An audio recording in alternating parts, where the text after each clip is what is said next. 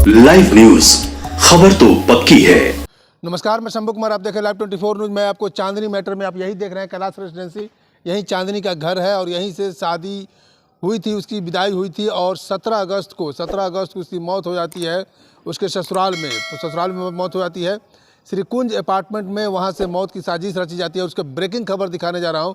जो उसका हस्बैंड होते हैं प्रतीक, वो जज होते हैं और लोगों को क्यास ये था कि जज प्रतीक कोई केस को हैंडल कर लेगा, कानून अपने हाथ में लेगा, लेकिन कानून सबके लिए बराबर है। आज इस बात का खुलासा हो रहा है और खुलासा ये है कि जज प्रतीक का बेल रिजेक्ट हो गया है। जज प्रतीक का बेल रिजेक्ट हो गया है और जज साहब ने जज प्रतीक का ही नहीं, जज प्रतीक की बहन है, जज प्रतीक की माँ है, जज प्रतीक के पिताजी हैं, सभी लोग जो परिवार जितने भी आरोपी हैं, सभी आरोपी का बेल रिजेक्ट हो गया। इससे साफ साफ जाहिर होता है कि जज हो या कोई भी हो, अगर कानून ईमानदारी से काम करे, इन्वेस्टिगेशन अगर ईमानदारी से हो तो सबके लिए कानून बराबर है। इसमें सबसे बड़ी बात यह है कि परिवार वालों जो है, चांदनी की बहन, चांदनी के परिवार वाले एकदम ऐसे लड़ाई लड़ते रहे कि वो ये नहीं सोचे कि मेरी बहन की जान चली गई, मेरी बेटी की जान चली गई, छोड़ो इस बात को, लेकिन उसके इंसाफ के लिए ये लोग लड़ते रहे और जज प्रतीक का बेल रिजेक्ट करवा दिया। कई ऑडियंस हमसे ये अपडेट लेना चाहते थे कि चांदनी के मैटर में अभी क्या हुआ था। चांदनी के मैटर में सबसे बड़ी खुलासा ये हो रहा है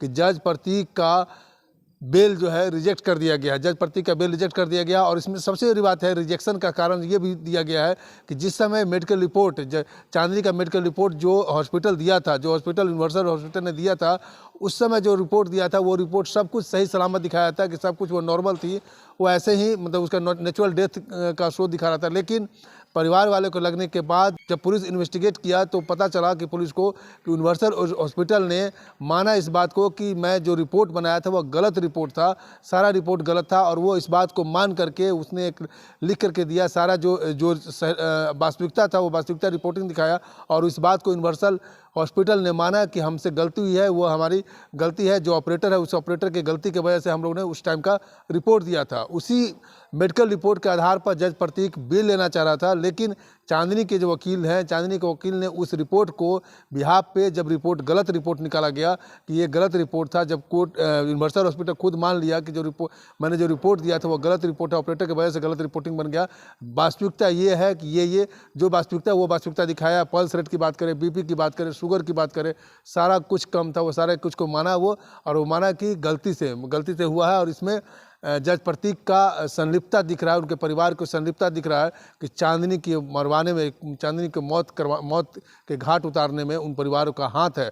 बाकी पुलिस की इन्वेस्टिगेशन है। अभी फिलहाल जो है जज प्रतीक का पूरा परिवार फरार चल रहे हैं और हो सकता है ये मामला जज प्रतीक जो है हाईकोर्ट में वह पटिशन डालेगा अपने बेल के लिए। अब हाईकोर्ट का मामला है कि हाईकोर्ट में अब क्या होगा। हाईकोर्ट में हाईकोर्ट के जज के ऊपर डिपेंड करता है, क्योंकि इतने साक्ष्य है, स्क्रीनशॉट हैं, चांदनी के ऑडियो हैं, चांदनी की हर बात है जो पहले मौत से पहले उसने अपने परिवार से शेयर की थी, सारी बातें जज कोर्ट में रखा गया है।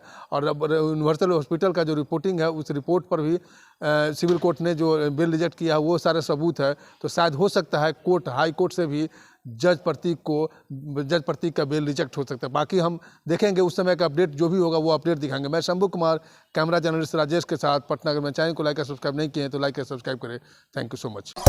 लाइव न्यूज, खबर तो पक्की है।